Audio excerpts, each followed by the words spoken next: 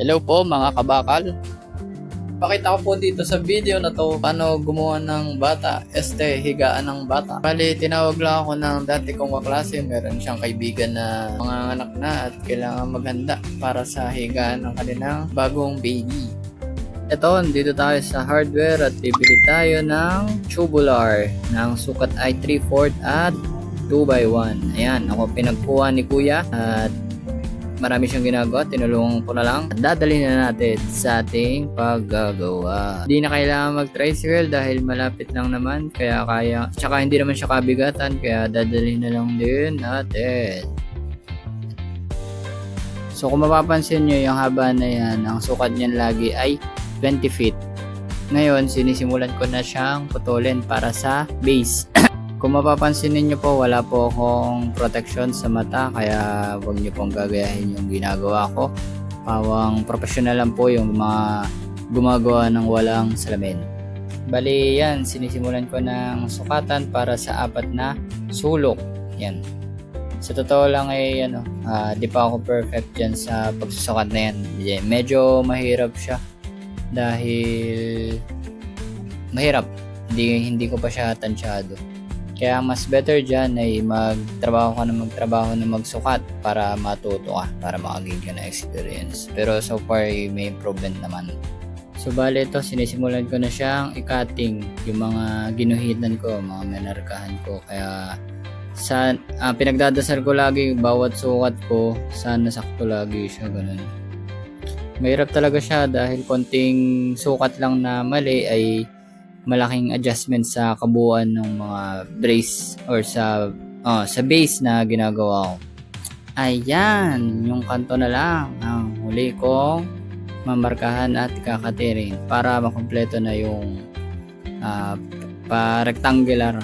So mapapansin nyo, ayun, doon sa kanto, yun, bali na bend siya. Yan, tulad yan, kinakating ko na para mapagdikit-dikit ko na siya. Ayan, kung mapapansin niyo yung pulang yan, matagal ko nang binili yan.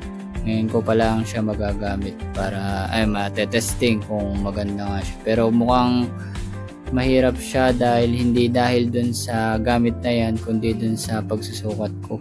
Nahirapan ako sa part na yan eh. Ayan yung kabuuan nung una kong ginawa. So, kompleto na. At ang susunod natin ay paggawa ng paa. Minsan talaga importante din yung pagpaplano ng maayos kung ano yung gagawin. At yung ginagawa kong yan ay semi lang.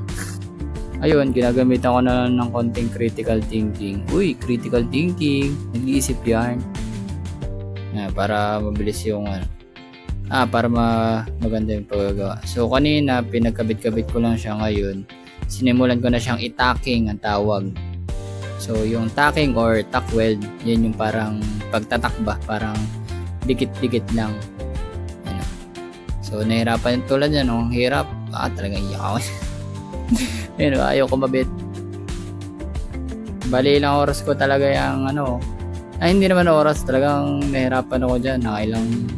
Siguro 15 minutes akong pinagpipilitan yan, pinagsisiksikan yan. Bali, pinanipisan ko pa, gagrind, ganun. Ayan, welded na siya. So, nakatak na siya. Kasi ipapakita ko lang kung eskwalado. Ayan, tulad niya, eskwalado, bali naka 90 degrees. Yan, hindi masyadong maayos yung angle niya. Yan, may konting kawang. Diyan din. Yan, pansin nyo. Diyan, yan, naka eskwalado ang tawag. Naka 90 degrees siya. So, pwede na yan. Ang importante, dumikit. Susunod naman, i-welding ko na yung paa. Yun. So, ibig sabihin, parang, nakaka-excite din siyang gawin dahil, nakakabuo ka na.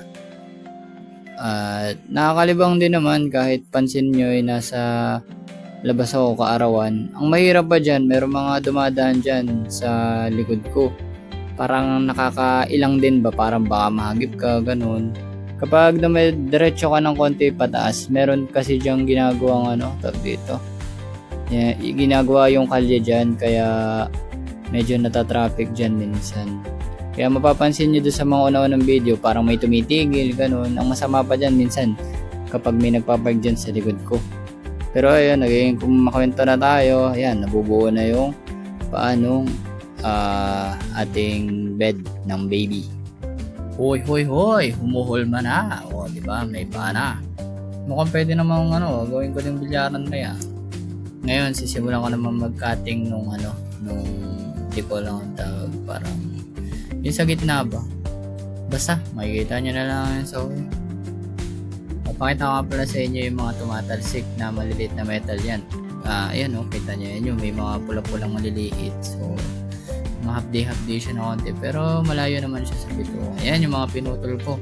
Bali, yan na lang yung kulang para matapos na. Ayan na, excited na para matapos na, para may pambili na tayong gatas. Tsaka ewan. Ano akong masabi? Hindi ko naman masasabihin ko dito sa video na to. Tsaka habang nagre-record ako, ito, gumagawa ako ng voice over. Hindi ko alam kung sino ba kausap ko. Ano ba? Nababaliw na ba ako? Ito mo, natatawa. Nangyayari sa akin. Bali yung paglalagay niyan, yung mga distansya niyan, ginamitan ko na lang ng talento. Hindi ko na, ang hirap kasi mag-compute ng sukat yan, yung para sa mga distansya niya. Kaya tinansya ko na lang talaga lahat. Ayan yung itsura niya. Bali, nag-tack lang ulit ako. Tapos yan. Yan mga tinuturo ko. Ipopulweld ko yan. Para matibay siya. Matibay siya sa ilalim. So, pag na-welding ko yan lahat. Yan. At pinupulweld ko na siya. Although, pag sinabi kasi full weld, yung kumbaga lahat ng guhit ay yan. Weldingin yan. Yeah. Bilis. Para ka na para ka na nag-glue stick. Nakakalibang yan, parang favorite ko na gawain niya sa pag-welding, yung pag ganyan, pinipinish na. Tiba yan. Basta gawa ko, matiba yan. Diba?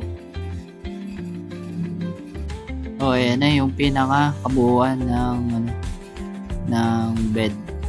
So, ayun. Pera na. Yun, balik ginaride ko na siya, nilinis ko na.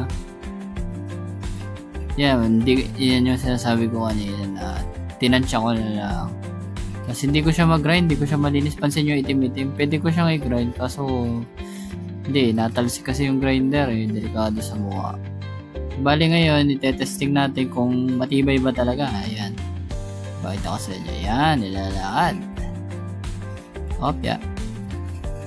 Uy, may talon. Uy, naglalaro ng piko. Uy, bahay. Uy, parang tanga. Joke lang. Sorry po. So, dadali na natin sa nagpagawa. Ayan na. Bye-bye.